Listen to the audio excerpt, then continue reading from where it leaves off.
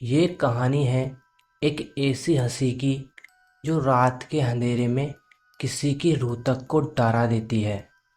ये बात है उत्तराखंड के एक छोटे से गांव की, जहां से कुछ ही दूर एक घना जंगल था।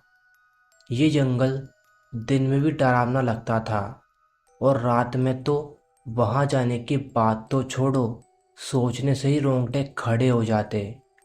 गांव के बुजुर्ग कहते थे, उस जंगल में मत जाना, वहाँ चुड़ैल रहती है और उसकी हंसी अगर एक बार सुन ली तो मौत भी चैन से नहीं आती। मैंने इन बातों को हमेशा एक कहानी समझा, एक मजाक की तरह, जब तक कि एक रात मैंने खुद उस हंसी को नहीं सुना। उस दिन गांव में मेला था, लेकिन मेरा मन कुछ उलझा हुआ था। बचपन से मैं अजीब बातों की ओर खींचा चला जाता। डरावनी चीज़ों में मुझे मज़ा आता था।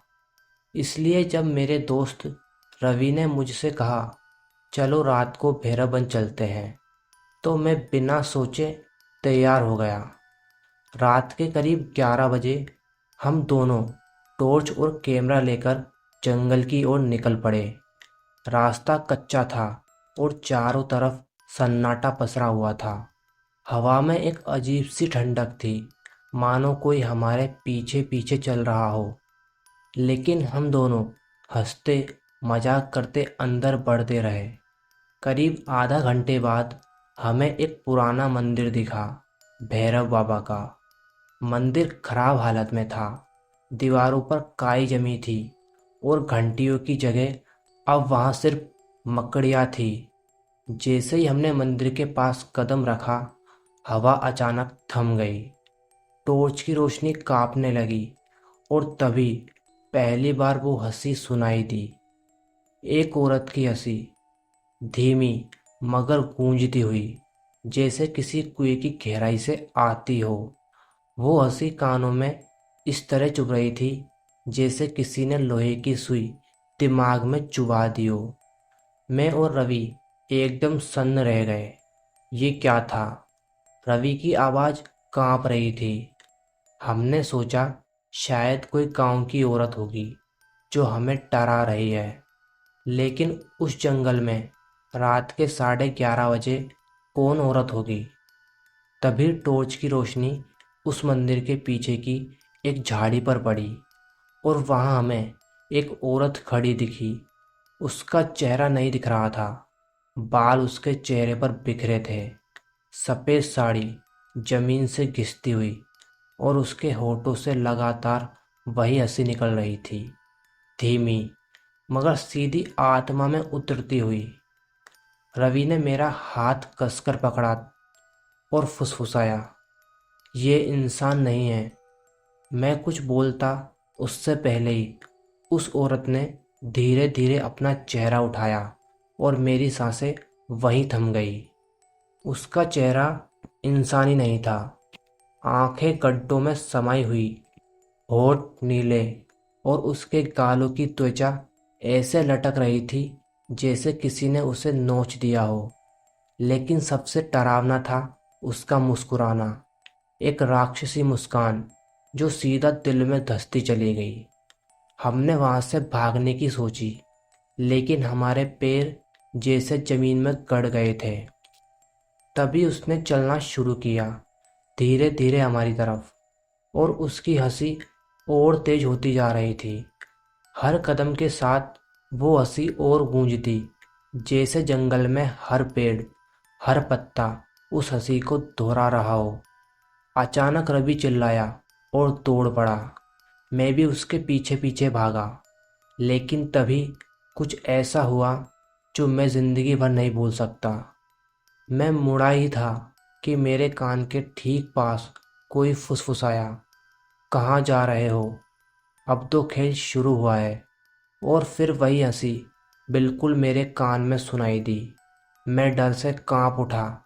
मैंने बिना पीछे देखे दौड़ लगाई। भागते भागते हमें एक पुराना खंडर दिखा। हम वहीं छिप गए। मेरी सांसें बेकाबू थी, दिल जैसे सीने से बाहर आ जाएगा। तभी मैंने देखा रवि की आंखें किसी एक जगह टिकी हुई थी, डर से फटी हुई। मैंने उसके देखने की दिशा में देखा और वहाँ खंडर की टूटी दीवार पर बैठी थी वही चुड़ैल। उसकी गर्दन एक ओर लटक रही थी, लेकिन उसकी आंखें सीधी मेरी ओर, और उसके होंठ हिल रहे थे, लेकिन इस बार कोई आवाज़ नहीं, बस होंठ हिलते हुए। अचानक मेरे सिर में एक तेज आवाज़ गूंजने लगी, वही हंसी जो अब मेरे दिमाग के अंदर थी। मैंने सिर पकड़ लिया और ज़मीन पर गिर पड़ा। ऐसा लग रहा था जैसे मेरा दिमाग फट जाएगा, और फिर सब अंधेरा हो गया। जब मेरी आंखें खुली तो मैं गांव के ही मंदिर में था। मुझे 3 दिन बाद होश आया था। लोगों ने बताया कि रवि मुझे बेहोशी की हालत में खंडर के पास छोड़कर भाग आया था। उसके होश भी ठीक नहीं थे। वो आज भी उस रात का नाम सुनते ही कांपने लगता है। लेकिन सबसे डरावनी बात अब भी बाकी थी।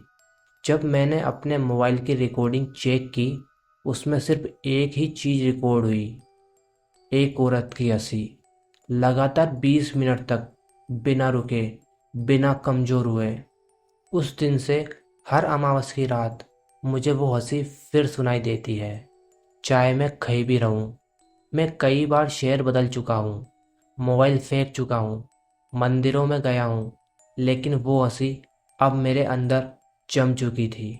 कभी कभी रात में जब मैं सोने जाता हूँ तो खिड़की के बाहर कोई खड़ा होता है, सफ़ेद साड़ी में।